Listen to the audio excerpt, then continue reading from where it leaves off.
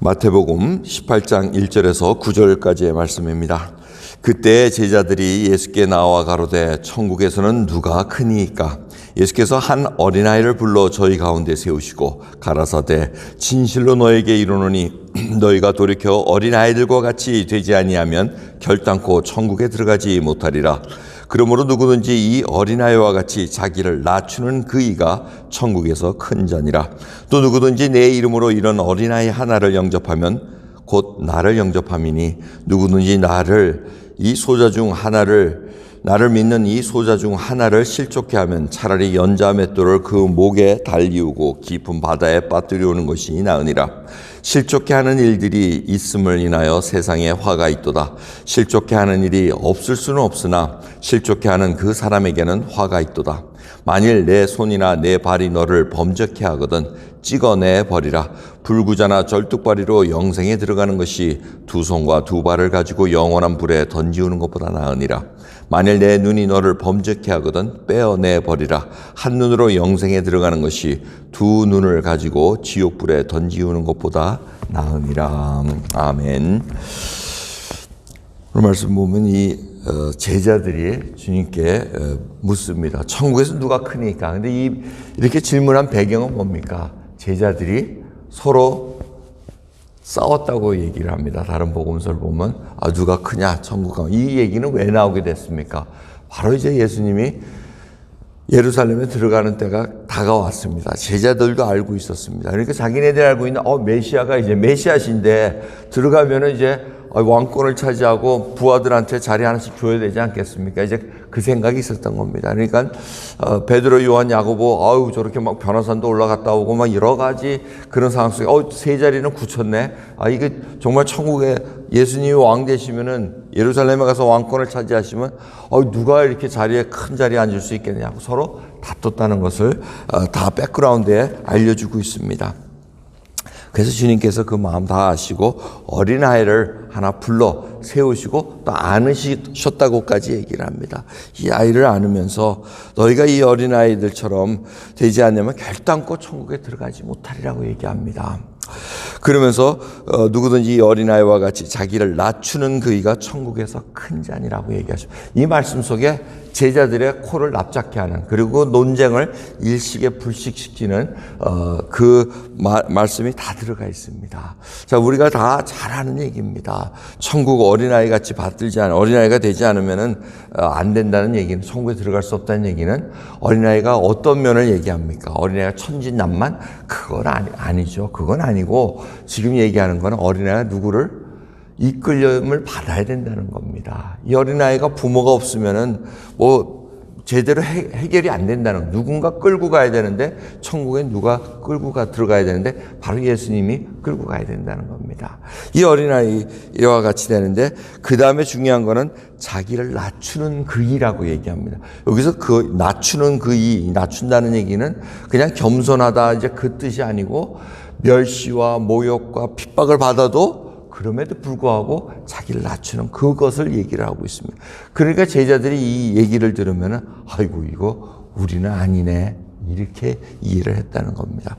여러분, 그러기에 저희들이 다시 생각합니다. 이 말씀을 갖고 내가 정말 주님의 손을, 오늘 찬송가 456장 정말 주님 손에 이끌려 한 걸음 한 걸음 걸어가겠다는 그 믿음의 그 활기찬 고백과 찬양이 흘러나야 됩니다.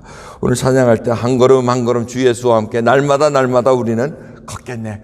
이 찬송을 부르면서 정말 하나님 앞에 정말 깡총깡총 뛰면서 어린아이가 엄마 손잡고 가는데 그냥 가기 싫어가지고 질질 끌려가면서 울면 그것 보기 좋습니까?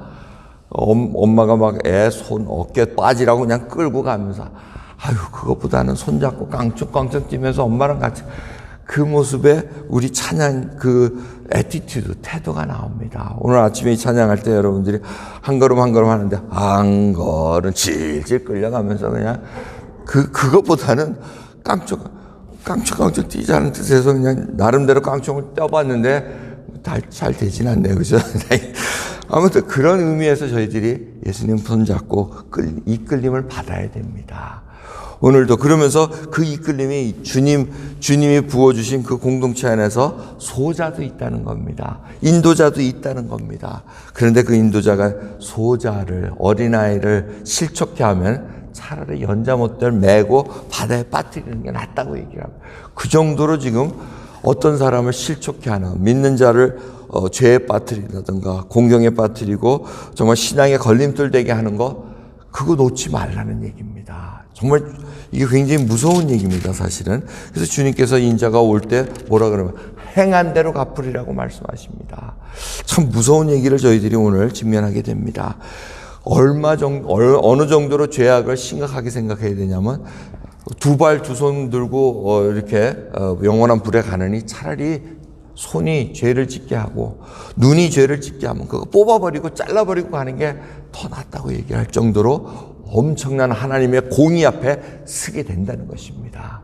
우리가 말하는 거, 예수 그리스도를 믿으면서 우리가 신앙의 연륜이 있으면서 성숙한 자라고 얘기하면서 다른 사람들을, 신앙이 어린 자들을 실족해 하는 일, 아직도 여려가지고 판단이 잘 안 서고 하나님을 제대로 모를 때 엉뚱한 교리와 엉뚱한 본을 보여줌으로 말미암아 그 사람들이 신앙생활하는 데서 걸림돌이 된다면 이거 정말 하나님 앞에 얼굴 줄 수 있는 일이 아니라는 것입니다. 그러게 저희들이 날마다 우리의 삶을 보면서 낮추는 그 일, 우리가 스스로 낮추는데 그 겸손은 예수님으로부터 밖에 배울 수밖에 없습니다.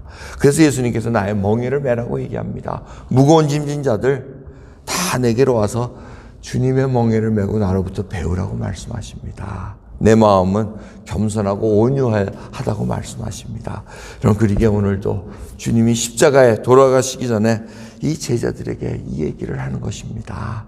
그러면서 진정으로 겸손이 무엇인가를 우리들에게 손수 보여주신 것 다시 한번 생각하시면서 우리도 고난과 멸시와 정말 예수 그리스도를 믿고 걸어가는 데 있어서 어려운 일 당합니다. 자존심 상하는 일 당합니다. 그럴 때마다 부뚝부뚝 나를 이렇게 세우는 것이 아니라 이 주님의 겸손함을 배워서 겸손함으로 다시 한번 잘못했다가는 실족해 하는 일을 만들 수 있기 때문에 주님께서 그 얘기를, 겸손하면은 실족해 하는 일이 없다는 얘기입니다. 그러기에 오늘도 나를 부인하고 나의 십자가를 지는 귀한 하루 되시기를 간절히 예수 그리스도 이름으로 소원합니다. 기도하겠습니다. 하나님 감사합니다. 오늘도 하루를 맞이합니다. 이 세상에 살아가는 동안 주님의 그 일반 은총을 저희들이 항상 생각합니다. 악인이나 선인이나 의인이나 모두에게 다 주님 해와 비를 주시는 것 저희들이 압니다. 그들이 정말 주님의 말씀을 듣고 복음의 메시지를 듣고 돌아올 때까지 무던히 참아야 되는 저희 신앙의 여정 다시 한번 생각해 주심을 감사드립니다. 오늘도 기쁨으로 주의 손을 붙잡고 나갈 수 있는 저희들, 어린아이와 같이 정말 주님만 의지하고 나가는 저희들 될 수 있도록 은혜 베풀어 주옵소서. 감사드리며 우리 주 예수 그리스도의 이름으로 기도드리옵나이다. 아멘.